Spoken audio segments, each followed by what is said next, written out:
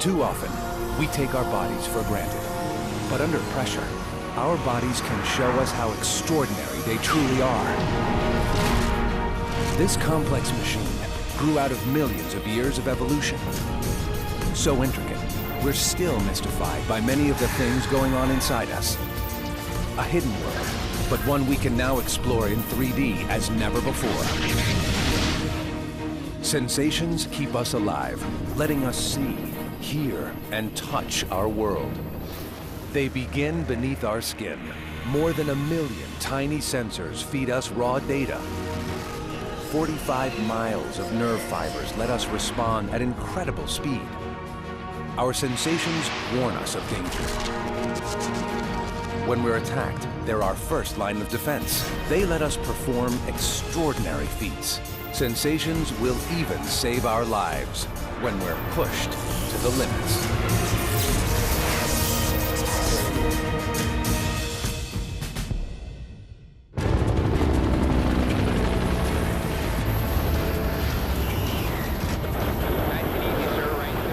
In the teeth of a storm, a pilot guides a 7-ton machine with unerring precision. Achieving this tests the body's sensory system to the extreme. Caught on camera by the Coast Guard, 2 boys face certain death. Just off the Oregon coast, fierce currents have stranded them, and the tide is rising. We were out maybe quarter, half a mile, something like that, and we swam for like about an hour trying to get to a rock. I was just getting exhausted, and I just thought I was gonna die, and I thought I was gonna drown. Couldn't believe it.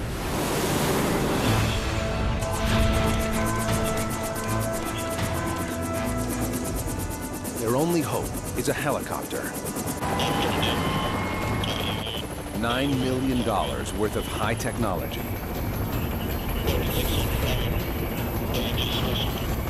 But with winds battering the chopper, what matters more to the boys is a mechanism far more complex than any helicopter. 500,000 microsensors linked to one of the most sophisticated communication systems on the planet. You'll find it beneath your skin. We're equipped with a forest of amazing devices, including touch receptors, sensitive enough to feel a single beat of a fly's wing.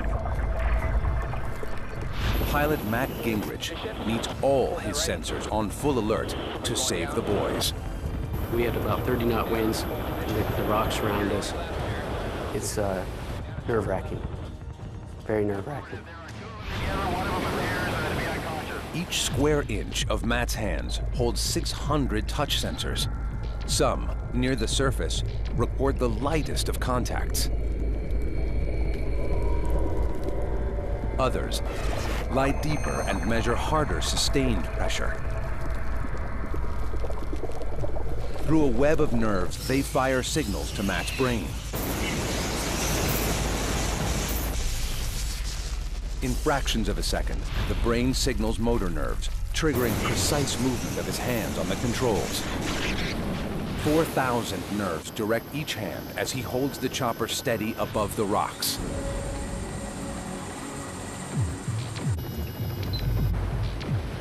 At the same time, Matt's other sensors are hammering him with information. He must read data from a dozen instruments and watch the horizon. He must listen to the crew, who can see what's going on below. Amid all this, Matt's sensory system must calculate and balance altitude, speed, and position. That means outperforming any computer on Earth. Easy back. All right, either way, we'll take up signal. We still don't have a machine that has the breadth to be able to do all of those different things and at the same time instantaneously is assessing the outcome of each one of those things. Nice and easy, sir. Right 30. Forward 15. Easy back, you're doing good. The speed of signals in Matt's nerves is crucial to his actions. They're right there, you're doing perfect. It keeps the rescue swimmer from crashing into the rocks. You can hold it right there. Hold position. Hold. What's surprising is the nerve structure that makes the speed possible. Our nerves are bundles of thin cells, some more than 3 feet long, carrying electrical signals to and from the brain. As insulation protects electrical wiring, a sleeve of fat surrounds key nerves. And it's this fat layer that keeps signals from interfering with one another, so they can rocket around Matt's nervous system at over 250 miles per hour. Easy back and left, very easy back and left. We don't want to get the swing. You're going left here. With the rescue swimmer dangling close to the rocks, this is the trickiest part of the operation. Matt's nerves work so fast and his touch is so precise that he can make tiny adjustments without thinking. He's acting on instinct, depending on sensations working faster than we can think. It's something we all do, every day. It lets us make music, create art, and save lives. Okay, swimmer and survivor are below the aircraft. Hold. You're doing good, Mr. Davis. You're doing good. They risked their life to save mine, and we all got out of there safe, and if it wasn't for them, I probably wouldn't be alive right now.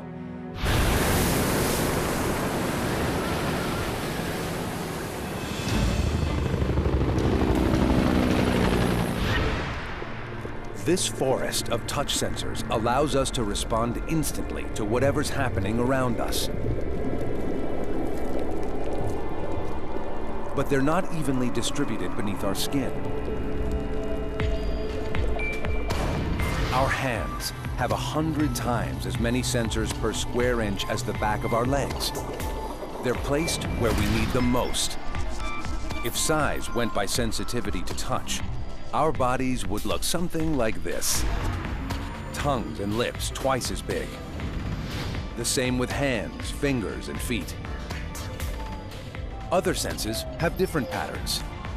Sensors for heat are most dense in our fingertips, nose, and strangely, our elbows. They play a critical role. All over the human body, every second of every day, nerves carry sensations to our brains.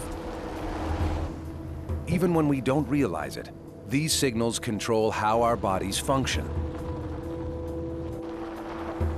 When it gets hot, sensors and nerves work together to keep us alive. The deep Australian desert can reach 130 degrees. It's no place to get stranded.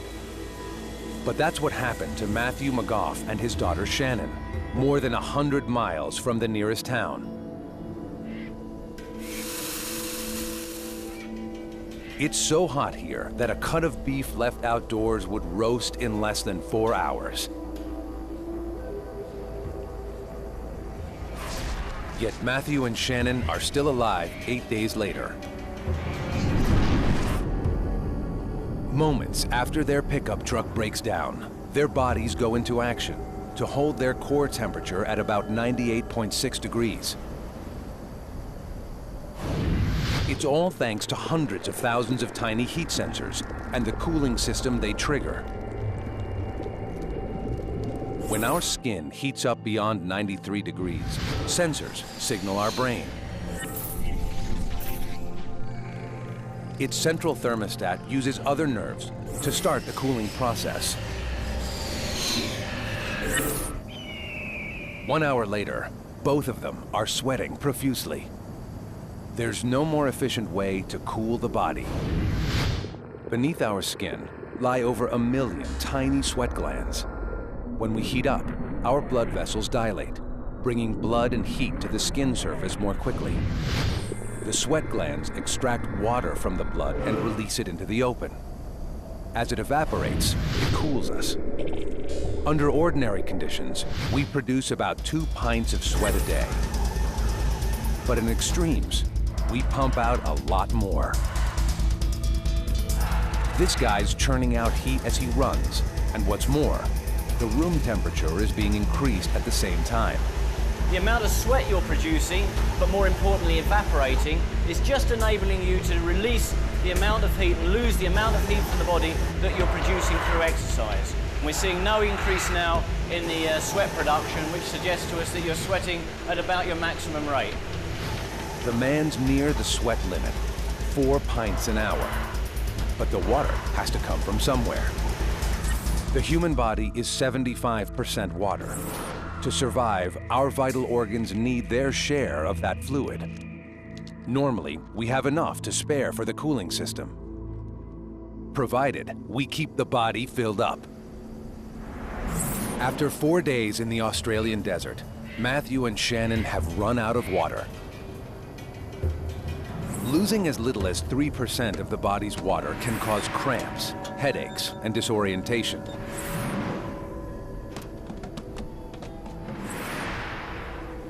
They're so dehydrated, they start to hallucinate. The heat itself, the heat plays tricks on your mind.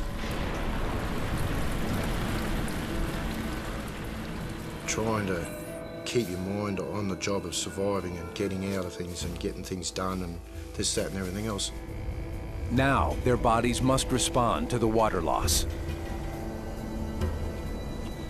To keep the body's vital organs supplied, the brain fights back with a surprising response. Overriding the body's thermostat, the brain orders the sweating to stop.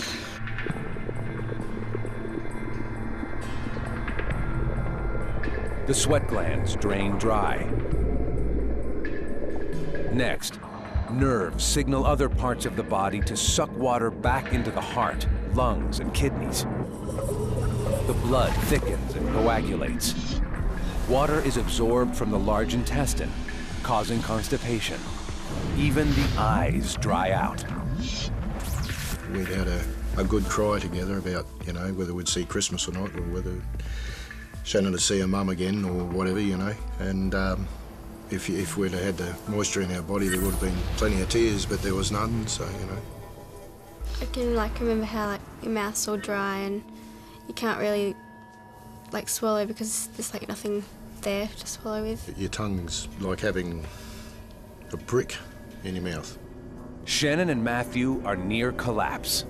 But instead of cooking in the heat, the network of sensors beneath their skin has kept them alive for over a week. They survived because their bodies balanced the need for water and the need to keep cool. Their brains even trigger one final instinct. They just managed to dig in, insulating their bodies from the searing desert. It's enough to save their lives.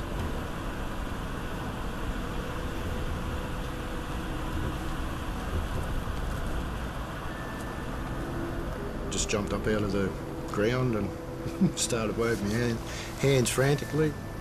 And he had lots of nice cold rainwater on board, eh? That was good.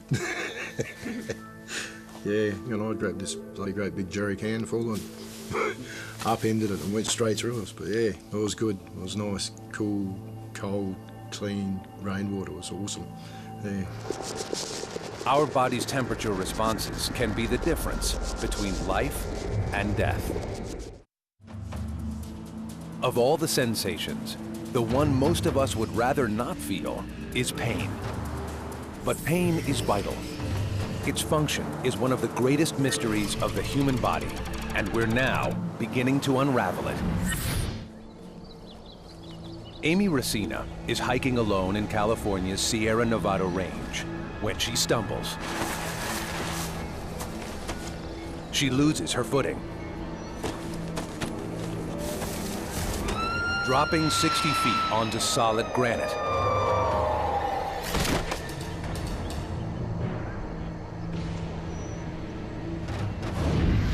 The fall fractures her right foot and shin bone. Her right knee disintegrates, exploding into 4 pieces. Her left leg shatters at the thigh and hip.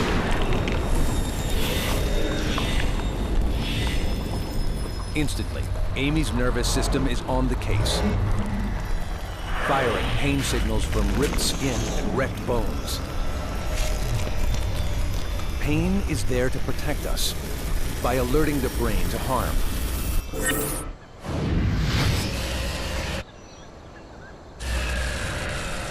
any injury triggers chemical reactions within pain sensors. They fire electrical signals into the nervous system that travel to the brain. Pain nerves work more slowly than others. Signals that convey dull, throbbing pain operate so slowly that we sense the delay between an injury happening and the pain it triggers. This delay gives us precious moments to escape the cause of the pain before the full effect overwhelms us. In the brain, pain works differently from other sensations. Other senses are processed in specific areas. Sight, hearing, touch. But if you could show pain, it would look something like this. It's processed in many different parts of the brain, and the areas activated differ from one person to the next. Pain's a perception. It's in the brain. It's the brain's interpretation of an injury. That's the reason why it's so different among different people. The analogy that I like to draw that maybe makes it a little clearer is two people looking at a painting. One person says it's beautiful. They're willing to spend $20 million to buy it. The other person looks at it, doesn't get it, and just walks right by. The point is that pain has an emotional component to the experience, and it's the variation in the emotional component that will color and alter the way a person perceives pain. So we all feel pain differently. It depends on who we are and what we're doing.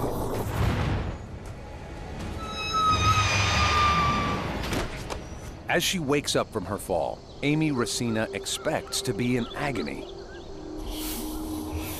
But in extremes, our nervous system can perform an amazing trick. I looked down at my legs. There was a huge gaping hole where there used to be a right knee. I couldn't so much as move either leg. But surprisingly, there was no pain.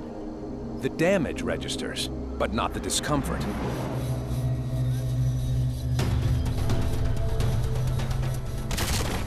At impact, Amy's pain sensors start firing.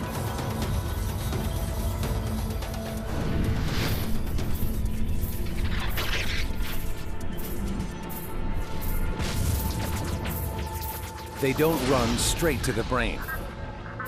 They go via the spinal cord. As they enter the vertebra, they pass through a gate.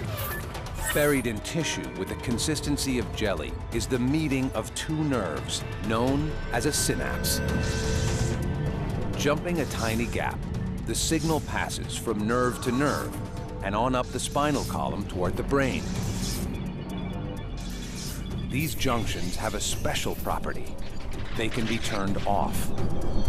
It gives the brain amazing power. To suppress pain, the brain orders the release of endorphins. They flow down to the junctions in the spinal cord, where they smother the synapse, stopping the pain signals from jumping across. The result? No sense of pain. These natural painkillers are stronger than morphine. And whenever the pressure is on, the brain can unleash their power. Soldiers who've been shot in battlefield, and they don't report immediate pain, even though there's clearly a bullet wound. There's bullets flying over their head, their life's in danger. The brain is appraising the situation and saying, now is not the time to experience pain. Amy's brain knew that feeling pain wouldn't help her. Blocking it might give her precious time to act. The first thing that I did was to treat the more obvious injuries. The first danger was that I would simply bleed to death from the open wound that was my right knee. So I poured antibiotic ointment, or actually hydrogen peroxide, on my knee and bandaged it up, tying it as tightly as I dared because I had to stop the bleeding. Amy has fallen far from any help. To have a hope of rescue, she needs to get herself off the mountain and closer to a trail. But as she crawls, pain begins to creep in. I remember one time in particular when I was working my way over and around a pool of water, and I shifted my hip, and the pain was so bad I thought, I'm going to pass out. But my mind was still in control, and I knew if I passed out at that point, I would surely drown. My mind remembers that there was quite a bit of pain, but it never took control of my body. Battered, bleeding, Amy crawls for 2 days. Throughout, she keeps her mind off the pain thanks to the endorphins unleashed by her nervous system. When rescuers do find her, Amy relaxes. The endorphins stop, and pain floods her body. The moment at which I truly felt the pain was when I was loaded into the stretcher. It was absolutely excruciating. It was the kind of mind-numbing, screaming, horrible pain where I had no ability to focus on anything but how bad it was. Had she been feeling this way all along, Amy never would have made it down the mountain. But by blocking pain, her nervous system helped her survive.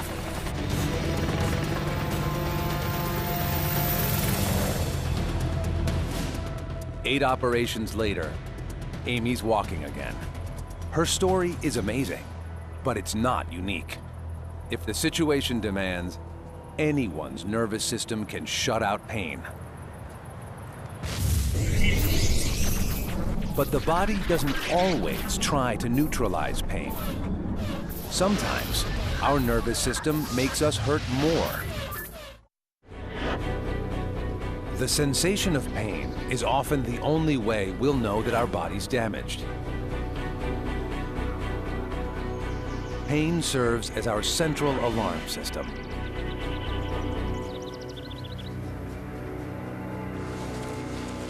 Working in an outbuilding on his farm, David Edgar has no idea that he's inches from one of America's deadliest spiders, the brown recluse.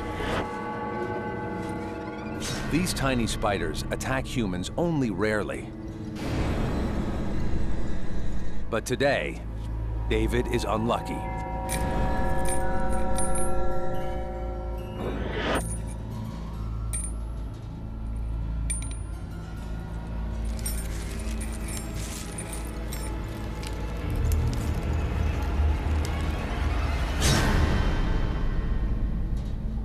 At first, he doesn't notice the bite.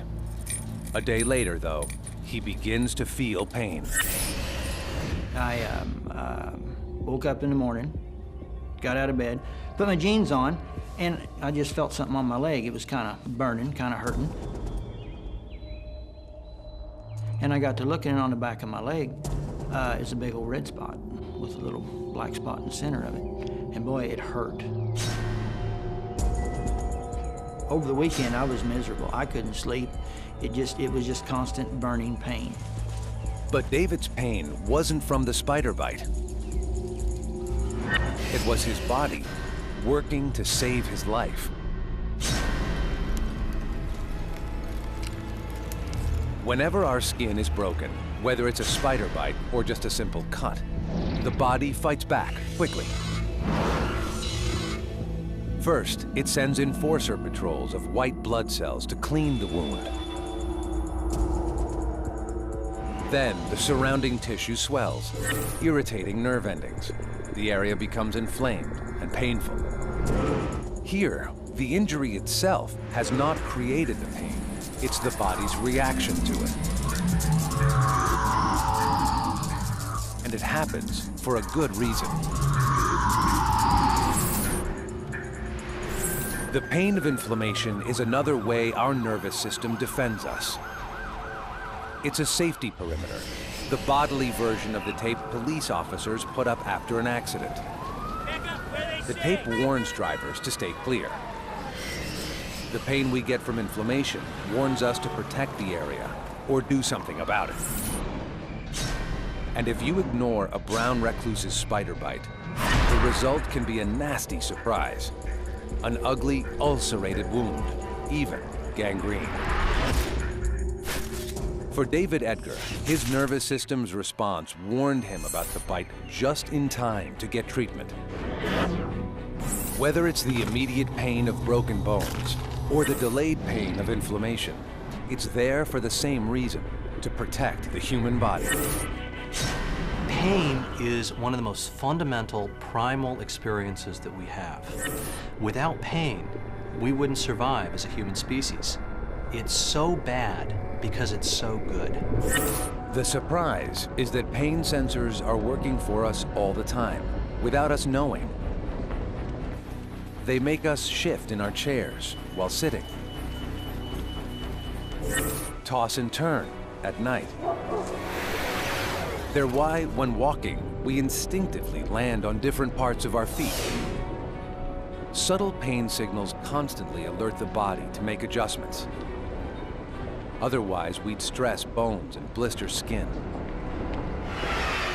Pain can be terrible, but living without the sensation is even worse.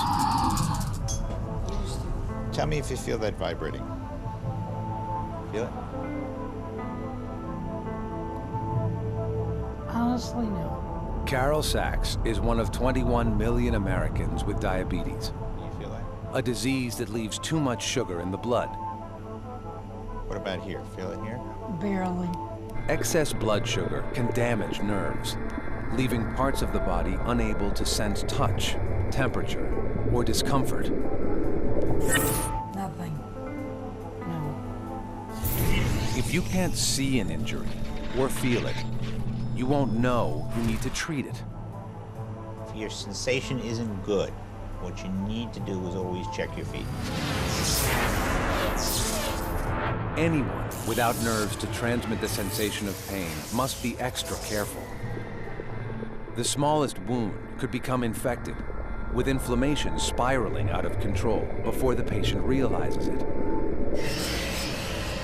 The nervous system is essential to who we are.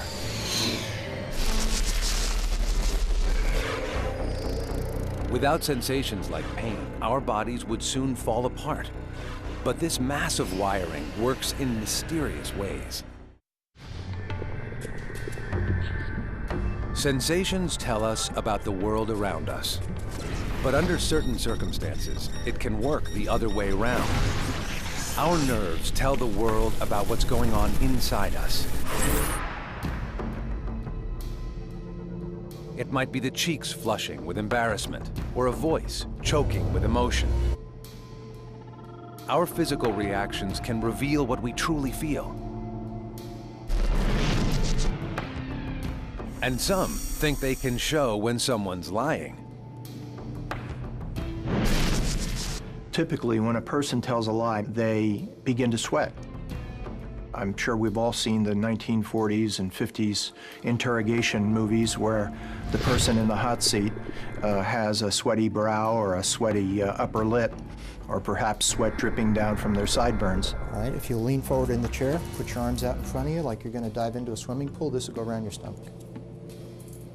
Jack Tremarco uses physical sensations to probe for truth. His primary tool? The lie detector, or polygraph. And this cuff is just like the one that the doctor... Polygraph works very similar to any other biofeedback instrument. It simply records deviations from a person's physiological norm, such as someone's blood pressure going up and then coming back down, or perhaps a decrease or an increase in pulse rate, or sweat gland activity. Are you sometimes known as Bobby? Yes. A polygraph examiner knows what to look for when questioning someone. Do you intend to be completely truthful with me? Yes. Any deviation from normal could signal deception. Our body can give us away. And are you sure that I won't try to trick you on this test? Yes. We may think we're being cool, but when we're stressed, our network of nerves starts to prepare our body for action, as if it's under attack. It's a response that harks back to our ancient ancestors. Fight or flight. It starts by triggering your stress hormone, adrenaline. Your heart rate increases to pump more blood to your muscles, as if you were about to go into battle. Your breathing deepens as vital oxygen reaches your muscles. And you begin to sweat. The body cools so that you won't overheat when rushed into action. The brain won't let us stop this survival strategy. These basic nervous functions are automatic. That's why a polygraph can often uncover a liar. But some nervous functions we can control. And that opens up possibilities which could help revolutionize medicine. How are you doing, Steve? Ashley Goodman isn't your everyday dentist. Today, because you He uses hypnosis to control pain. Now, what I'm going to want you to do is be able to form a mental picture. Today, he'll be drilling out a tooth to replace a crown with no anesthetic or drugs whatsoever. Oh, it's so comforting. Pain is perception. Reality is perception. So what we can do is alter their perception of reality deeper. As the hypnosis begins, Dr. Goodman completely changes Steve Fine's perception of his world. I want you to notice wave upon wave of relaxation with each breath you take. Letting out the breath, the tensions of the day down still deeper. The most comfortable, secure, For Steve, things are about to get very weird.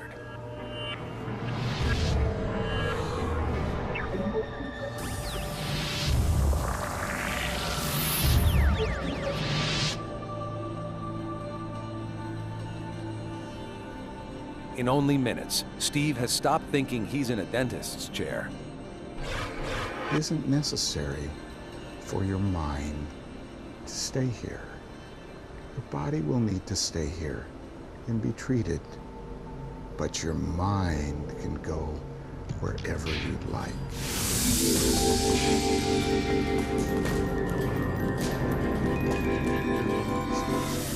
Hypnosis transports him to an imaginary playroom full of toys and gadgets. Down deeper, down. When the drilling begins, Steve thinks it's toys buzzing. And what I'd like you to do now is just open your mouth, and in the background, you'll hear noises of the electronic toys. There's some of the toys now. Everything you're now seeing is for real. Normally, no one could endure such treatment without feeling pain. But Steve has been feeling something completely different. The theory is that hypnosis acts on the brain's emotional response to discomfort. Brain activity can change temporarily, so we process pain signals as if they were a different emotion.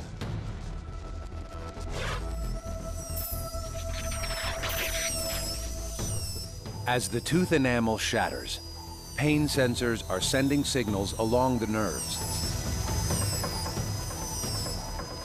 But inside Steve's brain, messages that would normally be received as pain have now become pleasant sensations. After 45 minutes, Dr. Goodman brings his patient out of hypnosis. At the count of 3, awaken refreshed and alert. 1, 2, 3.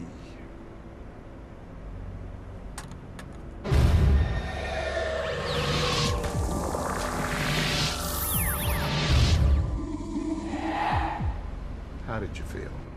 Fine. Good. We're all finished. The hypnosis is a success. It completely fools Steve's nervous system. I remember, laying back in the chair and then just kind of feeling some slight sensation, and other than that, everything was fine. It was just nice, very relaxed feeling. The effect lingers. Steve's mind will continue to interpret the pain as pleasurable until the tooth heals. Usually, we can't control the sensations that link our bodies with the outside world. But science may be about to change that. 9 years ago, while shooting a commercial, Laura Tibbetts fell from a horse. She recovered, but she still suffers from chronic pain in her shoulder. I've had 2 surgeries, done tons of physical therapy, tried acupuncture, done massage therapy. It becomes a full-time job just trying to manage your pain when all you really want to do is move on and go back to your life. Laura is still looking for ways to overcome pain that never goes away. Now, she may be able to take control of her own sensation. The Shaolin monks of China are famous for fighting skills and acrobatics, but above all, for their ability to somehow manage their senses.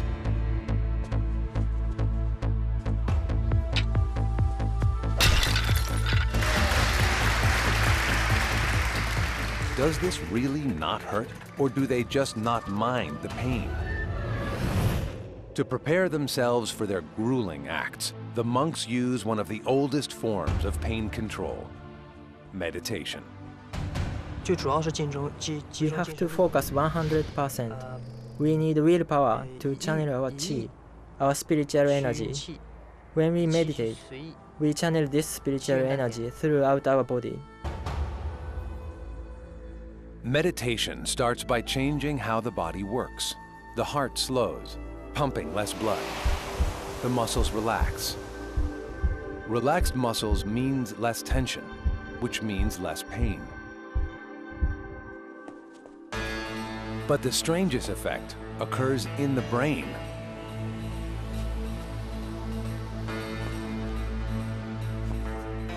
Astonishingly, although the brain is still alert, meditation lessens the emotional reaction to pain. It's like turning down the volume. So when pain sensations hit, they have little effect. That's how the monks can tolerate what for anyone else would be extraordinary pain. Now, technology could help Laura achieve these same results as she thinks away her pain. An advanced MRI scanner shows what sensations look like deep within the brain. Because pain activity occurs all around the brain, it's hard to know where to look. But pain creates strong emotions that offer a map of this mystifying sensation. These pictures don't show pain. That's an important distinction to make. Much like any study that we show where neuroimaging of love or fear or hate, we're not actually showing those experiences in the brain. What we're doing is we're showing the brain regions that play a role in that experience of pain. Perhaps by watching for activity in this region, we can find a way to control the sensation of pain. Laura watches her brain working in real time as the scanner charts the emotional activity that her pain causes. We can focus on a specific region of their brain, and we can process that brain activity level and send that back to them so that they can see their own brain activity in real time, much like a fighter pilot would see a cockpit display.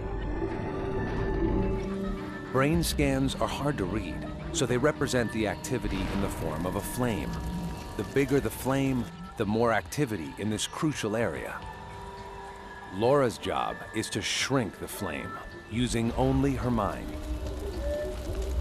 Okay, Laura, we're now going to move on to getting the brain imaging scans and having you focus on decreasing your pain. As if she were isolating a muscle at a gym, Laura uses the flame to target the appropriate part of her brain. To think the pain away, Laura's devised ingenious mental exercises. To get the pain down, I would sometimes resort to stopping and thinking just what on my body doesn't hurt, and then focus in on that location of my body and try to really clear my mind. I also would imagine little people coming and marching and taking the pain and scooping it out, literally removing it. The results are astonishing. Patients trying this method say their pain has shrunk by nearly half on average. That's about as much as many pain drugs achieve. People can learn how to control a specific region of their brain if they see it on a moment-by-moment basis. And that was what was exciting about this, and that for the first time, we showed that people can actually tap into a specific region of the brain and learn to control it. And it leads to a specific change in behavior, because that's never been done before. Someday, this technique might also help treat illnesses such as depression or addiction. If it works, we may all be able to take as much control of our sensations as the Shaolin monks.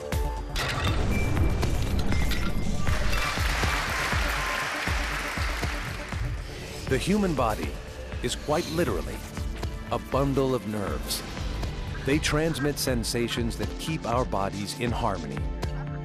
They give us pleasure and alert us with pain, always at the ready to trigger our bodies into action. We're still learning the true potential of our senses. The further we can push their limits,